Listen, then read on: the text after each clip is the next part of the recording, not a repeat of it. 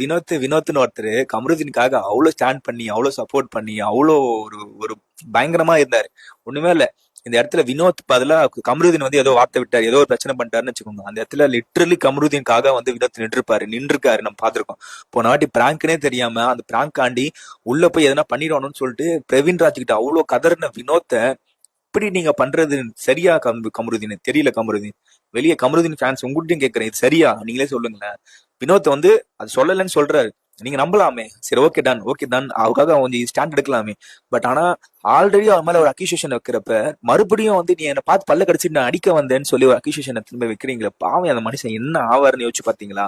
எல்லாருமே, அவருக்குமே ஒரு குடும்பம் இருக்கு. கமருதீன் நீயாச்சும் பேச்சுலர், அவனுக்கு ஒரு குடும்பம் இருக்கு, ஃபேமிலி, குழந்தை இருக்கு. நீங்க போய் ஒரு ஒரு இப்படி ஒரு அக்யூசியேஷன் திரும்ப வைக்கிறீங்கன்னா அவரோட வெளியே அவரோட ப்ரொஜெக்ஷன் என்னவா அவங்கள்ட்ட யோசிக்க மாட்டீங்க. வியானாவா இருக்கட்டும், சுபிஷாவா இருக்கட்டும், கமருதீனா இருக்கட்டும், இந்த 3 பேர் டார்கெட் பண்றாங்க வினோத்தை. பாவம். இதுல வர பார்வை அவரை உள்ள இழுத்து விட்டு பார்வை கலாச்சான்னு சொல்லி 4 பேரை அடிக்கிறீங்க. ஒரு மனுஷனை எவ்வளவு தான்டா அடிப்பீங்க? அவனும் பாவம்டா. அந்த அந்த அவர்கிட்ட ஒரு சில நெகட்டிவிட்டி இருக்கு. பட் அதை ஓவர் கம் பண்ணி வரதான் ட்ரை பண்ணிட்டு இருக்காரு. இப்ப எல்லாருமே சொல்லுவாங்க பார்வையில இருந்து சீசன் உண்மையான நல்ல ஒர்க் பண்ணி பாத்தீங்கன்னா வினோத்ங்கிற ஒருத்தர் இல்லன்னா சீசன் 9 ஒண்ணுமே இல்ல அப்படிங்கிற என்னோட புரிதல். இத்தனை பேர் இதை அக்செப்ட் பண்ணிக்கிறீங்க பண்ணலங்கிறத மட்டும் சொல்லுங்கடா.